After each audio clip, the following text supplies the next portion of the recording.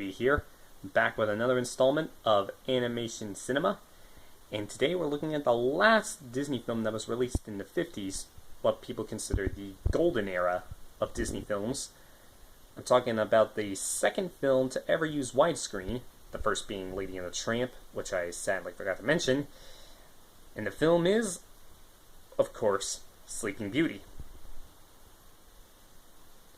Now, for those of you who don't know anything about Sleeping Beauty, you probably weren't told very many fairy tales.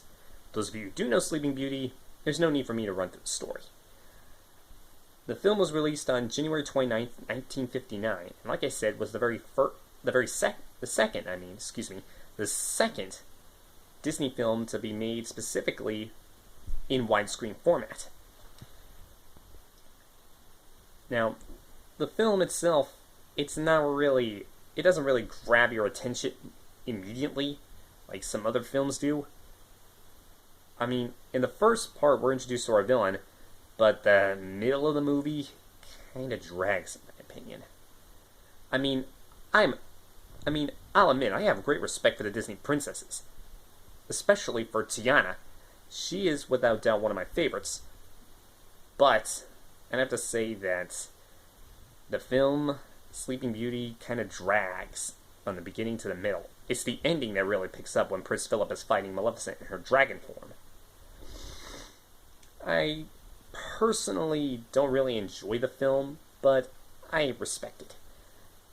Because Walt actually thought of Sleeping Beauty's castle when he was thinking of what he could put as the entryway for Fantasyland.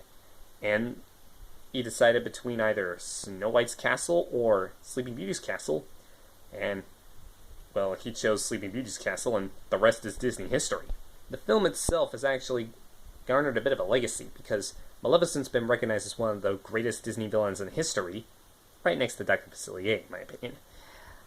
And she's actually had a couple of live-action films that are prequels to Sleeping Beauty. The first one being Maleficent, which was released in May of 2014, and a sequel to the film that recently began production in May of last year called Maleficent, Mistress of Evil. It's slated to be released this year, but I can't confirm whether it's going to be in theaters or on the Disney Plus service, which will be launching near the end of this year.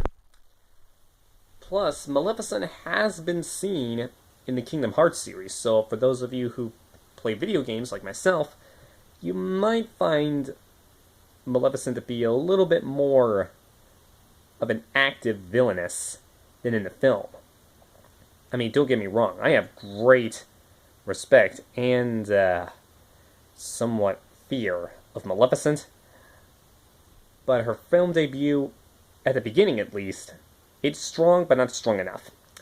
But anyway, all in all, Sleeping Beauty isn't really that great of a film because it doesn't hook you in at the start, but it's still earned a spot in Disney history, so keep that in mind when you're hunting down a copy. Yet, hunt down a copy, you must. I'll do it for this video, and thanks a lot for tuning in and sticking around with me through the golden years of animation. I only have about one, maybe two more films to discuss in the golden age of animated films. But other than that, we're nearing the tail end. And for those of you who watch my other series, Animated Television History Tour, it's going to be making a comeback, and soon. Trust me, you'll know it when you see it. Anyway, thanks for joining me, have a magical day, and I'll see you all next time.